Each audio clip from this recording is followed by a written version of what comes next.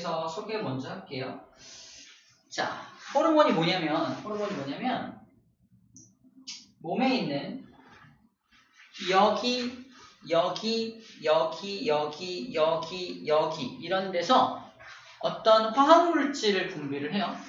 그 화학물질이 호르몬인데 그 화학물질이 몸 안에서 여러 가지 기능을 수행해. 예를 들어서 뇌하수체라는 곳에서 발생되는 화학물질, 즉 호르몬 중에 생장 호르몬이라는 호르몬이 있거든요. 우리 몸에서 몸의 성장, 몸의 생장을 촉진시켜줍니다. 뼈랑 근육을 자극해서 크게 만들어주는 호르몬인 거야. 이런 식으로 몸에 작용해서 몸의 어떤 기능을 수행하게 하는 걸 호르몬이라고 해요. 근데 이렇게 호르몬을 가지고 몸한테 신호를 전달하는 체계가 있다는 얘기를 하는 거고, 우리가 호르몬을 배우기 앞서서 신경을 배웠잖아. 신경도 몸에게 신호를 전달해주는 체계야. 근데 호르몬은 신경하고는 다르게 좀 느리게 전달돼요. 자, 봐봐. 신경은 뉴런이라는 걸 따라서 딱 전달하니까 엄청 빠른데 호르몬은 혈액으로 분비를 해요. 피로 분비를 해서 피를 따라서 호르몬이 이동하게 하니까 전달 속도가 좀 느려요. 느리지만 지속적으로 작용하게 해서 몸을 크게 만들거나 몸의 체온을 올리거나 또는 혈당량을 올리거나 등등 여러 가지 기능들을 수행하게 됩니다. 다시 말해서 호르몬은 몸 안에 신호 전달 체계 중에 하나다. 크게는 신경이라는 신호 전달 체계와 호르몬이라는 신호 전달 체계 두 개가 있다. 좀 빠르게 전달해야 될 필요가 있을 때는 신경을 이용하고 좀 느리지만 지속적으로 신호를 전달해야 될 때는 호르몬을 이용하는구나 라고 생각해 주면 돼요. 자, 그리고 호르몬의 특징을 좀 볼 텐데 호르몬은 어디서 만들어지냐면 내분비샘이라는 곳에서 만들어져요. 내분비샘 체크만 해볼까요? 내분비샘 했었나? 내분비샘의 반대말은 외분비샘입니다. 외분비샘. 밖으로 분비하는 거를 외분비샘, 안으로 분비하는 걸 내분비샘이라 그래. 근데 호르몬은 아까도 말했지만 피를 따라서 전달되니까 몸 안으로 분비하는 거야. 그래서 피를 따라 전달되겠지? 그래서 안으로 분비하는 거라서 내분비샘이라고 하고요. 밖으로 분비하는 거, 밖으로 침 같은 거죠. 밖으로 분비하는 거, 밖으로 분비하는 것을 외분비샘이라고 불러줍니다. 그래서 호르몬은 모두 내분비샘에서 만들어진다. 아까 여기 했던 게 전부 다 내분비샘의 종류들을 얘기했던 거예요. 좀 이따 할 겁니다. 혈액으로 분비가 되고요. 혈관을 통해서 온몸으로 이동이 된다는 특징을 가지고 있습니다. 그리고 자기만의 표적이 되는 세포나 자기만의 표적이 되는 기관이 따로 있어요. 예를 들어서 생장 호르몬 같은 경우는 뼈와 근육에게 작용을 합니다. 생장 호르몬이 피를 따라 다니니까 몸 어디나 갈 수 있잖아. 하지만 뼈와 근육에만 작용해서 뼈와 근육을 크게 만드는 거야. 쉽게 말해서 호르몬이니까 피를 따라 움직이니까 코끝으로도 생장 호르몬이 올까 안 올까? 오거든요. 근데 코끝을 크게 하지는 않잖아. 피노키오도 아니고 그죠? 코끝을 크게 하진 않죠? 자기만의 표적 기관이 여기가 아니기 때문에 그래요. 자기만의 고유한 표적 기관이 따로따로 있다. 대표적으로 생장 호르몬이 뼈와 근육인 것처럼 아까 이따 나오는 호르몬들 모두 다 자기만의 표적 기관들이 따로따로 있다는 걸 보게 될 겁니다. 그리고 아주 적은 양으로도 큰 효과를 나타내요. 아주 조금만 있어도 큰 효과를 나타낸다는 거. 하지만 너무 많아도 안 되고 너무 적어도 안 됩니다. 또 생장 호르몬의 예를 들면은 생장 호르몬이 너무 많이 나오면 어떻게 될까? 나는 좀 부러워하겠죠. 하지만 대부분의 사람들은 너무 많이 나오면 거인증 같은 게 걸려서 너무 키가 크니까 좀 병이라고 생각을 합니다. 생장 호르몬이 너무 안 나오면요. 외소증 또는 이제 난쟁이병 이런 병에 걸린다고 생각하면 돼요. 그래서 딱 적당한 양의 호르몬이 필요하다 있다는 거야. 이게 그 얘기입니다. 너무 많거나 적으면 몸에 이상 증상이 나타난다. 그리고 아까 신경하고 호르몬을 비교하는 내용 했었죠. 호르몬은 천천히 전달되지만 신경은 좀 빠르게 전달된다. 전달 매체가 호르몬은 혈액이지만 신경은 뉴런을 따라 전달된다. 효과의 지속성, 신경은 금방 사라지지만 P를 따라 이동하는 호르몬은 지속적으로 효과가 나타난다. 작용 범위가 넓고요. 신경은 좁은 범위에만 작용이 됩니다. 이런 차이점이 있구나 라고 기억하면 되겠어요. 자, 내분비샘 소개하겠습니다. 사람의 내분비샘. 자, 첫 번째. 뇌하수체가 1번, 갑상샘이 2번, 부신이 3번, 이자가 4번이고요. 남자한테는 정소라는 게 있고요. 여자한테는 난소라는 게 있어. 둘 다 가지진 못하죠. 하나만 가지는 거야. 그래서 둘 다 5번이라고 썼습니다. 그래서 사람에게 있는 내분비샘은 성별에 따라 5가지 내분비샘이 있는 겁니다. 정소는 정자를 만드는 장소, 난자를 만드는 장소를 난소라고 불러주는 겁니다. 샘은 테스토스테론이 나오겠죠. 남자니까. 그죠? 이런 성 호르몬이 나오고요. 남자의 2차 성징을 발현시킵니다. 여자는 에스트로겐이라는 게 나와서 여성의 2차 성징을 발현시켜요. 이거부터 암기하면 남자는 좀 단순해서 운동하고 밥 먹고 게임합니다. 그래서 테니스, 배고파, 토스트, 테일즈 런너, 이런 거, 테일즈 런너, 테런, 이런 거, 테란, 테스토스테론 이렇게 암기를 하면 좋을 것 같고, 여자는 남자로부터 에스코트 받아야 하는 존재라고 기억을 하면 어떨까 아이디어를 내봤습니다. 에스트를 기억하는 거야. 에스트로겐을 기억하기 위해서 에스코트 받아야 하는 존재, 소중한 존재라고 해서 에스코트라고 기억하면 어떨까 아이디어를 내봤습니다. 자, 이 호르몬의 이름을 기억해야 돼요. 자, 그 다음 뇌하수체에서 나오는 호르몬이 무려 3가지 호르몬을 소개하고 있는데 이 3가지 호르몬의 공통점이 뭐냐면 뭔가를 다 자극하고 명령 내리고 하는 게 이제 뇌하수체 호르몬의 특징이야. 뇌의 하수인, 뇌가 이제 중추신경이라서 명령 내리는 걸 좋아한다 생각하면 돼. 그래서 갑상샘을 자극하고 그 다음에 콩팥을 자극하고 몸의 생장을 자극하는 것들. 즉 뼈와 근육을 자극하고 그 다음에 갑상샘을 자극하고 항이뇨 호르몬은 콩팥을 자극해서 뭔가 일을 하게 만드는 거야. 첫 번째 생장 호르몬은 몸의 생장을 촉진하는 거고요. 갑상샘이 여기가 갑상샘이거든. 여기서 나오는 호르몬으로 갑상샘을 자극하는 거야. 갑상샘을 자극하는 호르몬이 두 번째 호르몬입니다.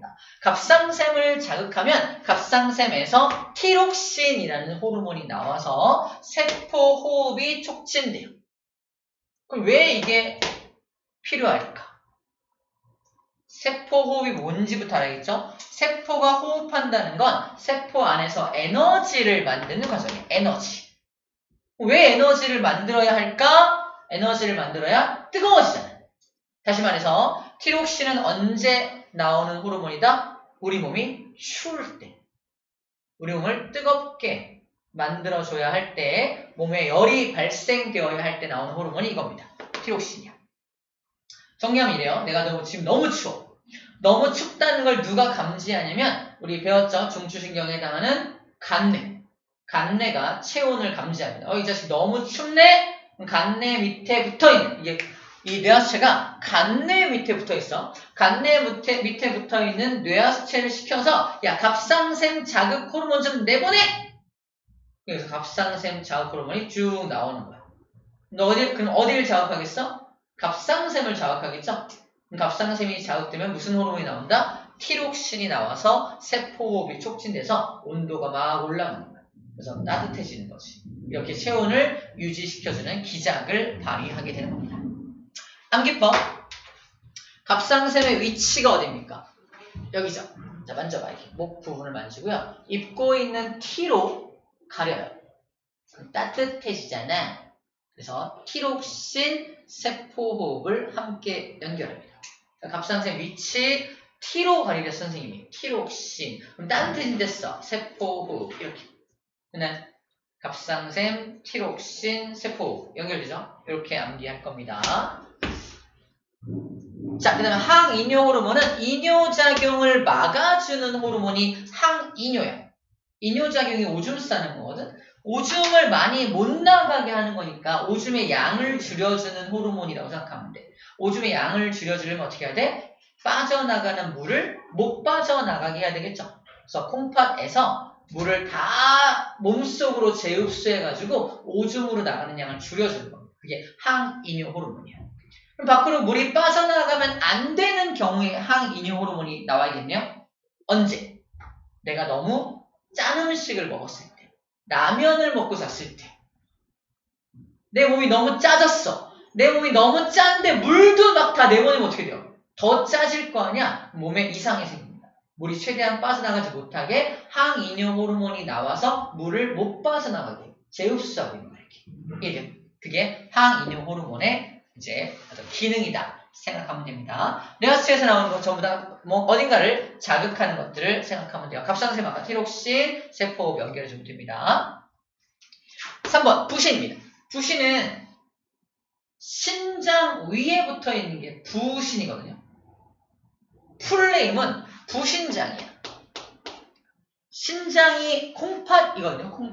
콩팥 위에 붙어 있으니까 이게 부신이라고 하는데, 콩팥을 다른 말로 신장이라 그러고, 신장을 도와주니까 부신장이야. 반장을 도와주는 게 부반장이듯이 돌부자입니다. 근데 장자 빼버리고 부신이라고 불러주는 거야. 근데 우리 암기법으로 다 때려 부신 이라고 암기할 거야. 자, 상황입니다. 엄마하고 아들이 막 싸우고 있어.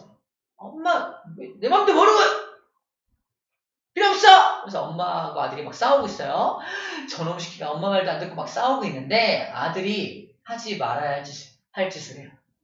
아빠가 제일 아끼는 도자기를 짚고서 날립니다. 에이! 확 쨍그랑 다 부서진 상황이에요. 근데 엄마의 상태, 혈압 상승, 심장박동 촉진, 그죠? 자, 아들이 날린 도자기가 깜짝 놀랐어요. 아들이 날린 도자기가 부서진 상황입니다. 그때 엄마의 상태가 심장박동 촉진, 혈압 상승. 심장이 빨리 뛰고 혈압 상승하려면 피 속에 당분이 많아야 돼. 그래서 혈당량도 올려놔야 됩니다. 혈당량 증가까지 함께 연결해주면 됩니다. 근데 아드레날린은 다른 말로 에피네프린이라고도 불러요. 에피네프린 같은 말입니다. 에피네프린이라고 불렀습니다. 자, 부신하면 뭐가 떠올라야 돼 이제? 엄마랑 아들이 싸우고 있는 장면, 아들이 날린 도자기, 그죠? 이런 거 떠올리면 쉽게 암기할 수 있지 않을까? 괜찮죠? 나쁘지 않죠? 자, 이자입니다.